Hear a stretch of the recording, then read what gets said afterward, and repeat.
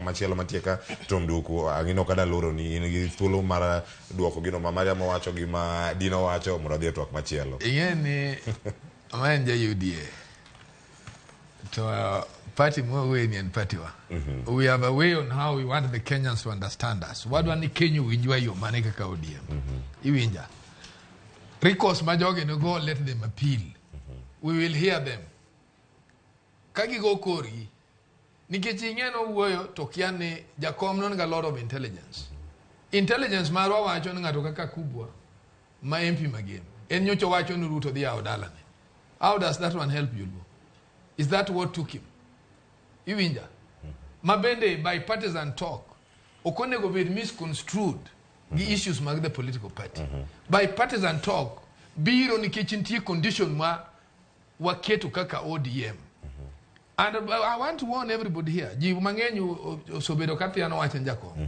Kuthiano wacho njako to bora yawo sava. Let us just be very careful. Gigik ma politicians wacho Kenya kai.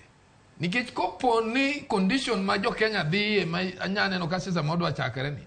To gibora yawo sava. Ntie demokrasia ODM. Iwinja. Democracy nitie. Ingeni gima gikwa wondre. Kibedo punished, you have a leeway as a human being. Nitie kla jo mema ko buteri jela. Cleophas nyocha ntie mama mana investigate case ni no twe higini apar ga beach. Tane maluo case ni ba pil mokwongo tweye o confirm ba pil marari gole. Kana nyiso joka no mama mutweyo ni utweyo on a wrong ground. Uwacho ni mama ni no kwalo ID manga motho. No kwalo will manga motho. To ID manotiga anwan kama mama no ngema no mayo. Kopo ni jogi nyocha timo gima dier. They have a chance. Let them write a letter. Gidwar lawyers. Kaka Elisha no, to en lawyer musiyo to ilungo John Were. Mabenda tiyogo. Oja ODM.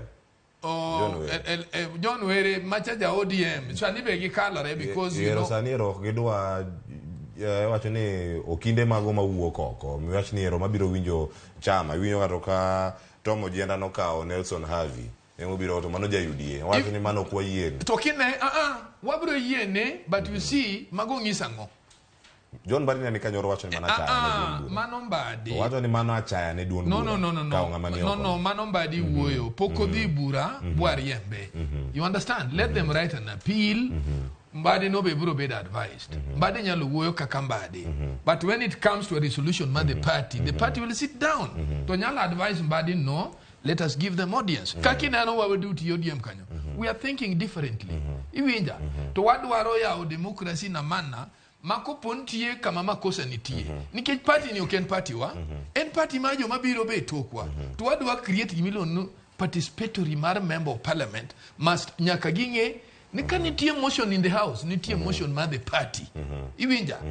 To gik moko ma nyaminwa wacho gi. Ingena wabed jok moko mabende nyalo ga bedo joma tuyo kanda. To donyo wasoga achieve a purpose. To gimoso kethonwa en bagni gi. Aya. Mane manyalo kwayo. Kiwacho ni en bagni. To wuok kanye bagni moko